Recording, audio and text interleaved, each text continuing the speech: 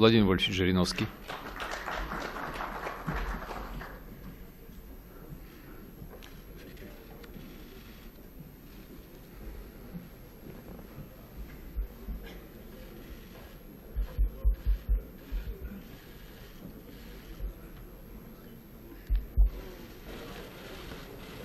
Начну с замечания.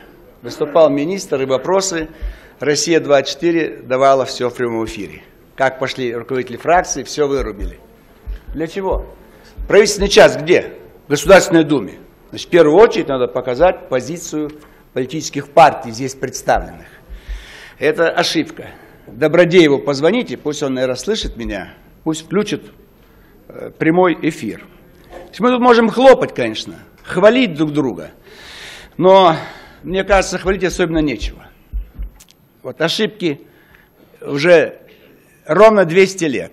Разгромили Наполеона, что получили? Польшу. Зачем? Мы же победили. Надо было брать на юге что-то, а Польшу оставить им, в Европе. Не поняли. Первая мировая война, могли не участвовать. Нет, влезли. Мы все время лезем на рожон. В Европу. А нас бьют по морде, а мы в Европу. Зачем мы это делаем? Ну хорошо, влезли в Первую мировую. Гитлер, но мы же разгромили его. Англосаксы говорят, давайте Германию ликвидируем. Это страшная страна, сколько борет. Мы говорим, нет, пусть существует. И сейчас она, Германия, управляет Европой. Разгромленная нами Германия нам диктует, что нам делать на Украине.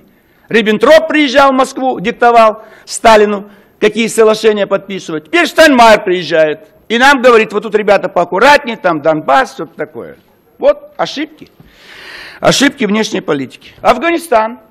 Конечно, надо было влиять. Но армию зачем вводить? Кто ввел? Этот Брежнев. Ему жалко Нур-Мухаммед Тараки. Он с ним целовался, а его задушили в постели. Все, если бы его не задушили, мы войска не вводили. Он не хотел вводить, никто не хотел. Чисто вот такое старческое. Ах, жалко, что там, давайте.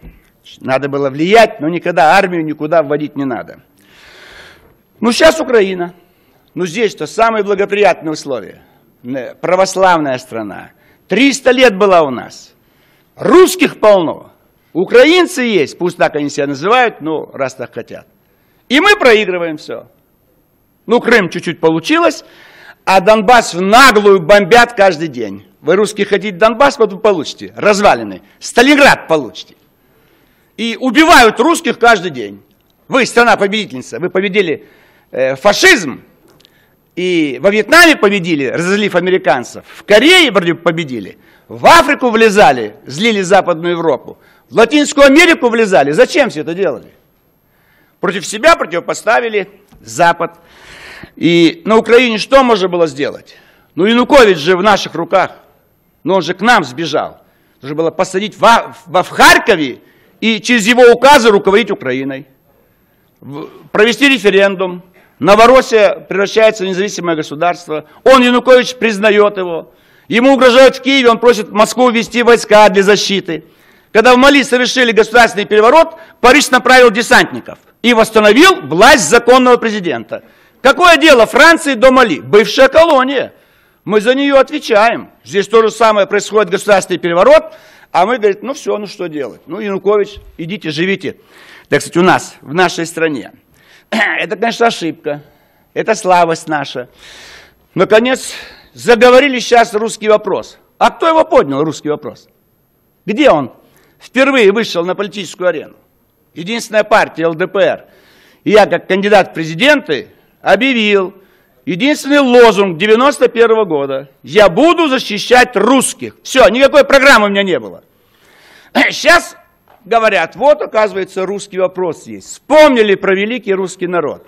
23 года понадобилось, чтобы вы помнили, что с коммунизмом, с религией, с экономикой, с Кузбассом, с Донбассом успеха не достигнуть. Потому что вот там Донбасс бомбят русских. Им наплевать на Донбасс. А издеваются над ними. Только их бомбят. Ни Львов, никакой другой город. Все убитые 4000, все русские. В наглую захватывают, издеваются в полицейских участках и убивают. А нам покажут похороны. Хоронят. Поэтому здесь все-таки ошибки были. И надо учесть ошибки царской внешней политики и советской внешней политики. Многого достигали мы успехов, но какой ценой? Ценой огромного количества жертв, гибели людей. И сегодня надо подумать и какие-то коррективы внести, уже поздно с Януковичем заигрывать. Но в перспективе надо посмотреть, как нам вести себя так, чтобы больше никаких ошибок мы не совершали. А для этого надо вносить коррективы и прислушиваться к оппозиционным партиям.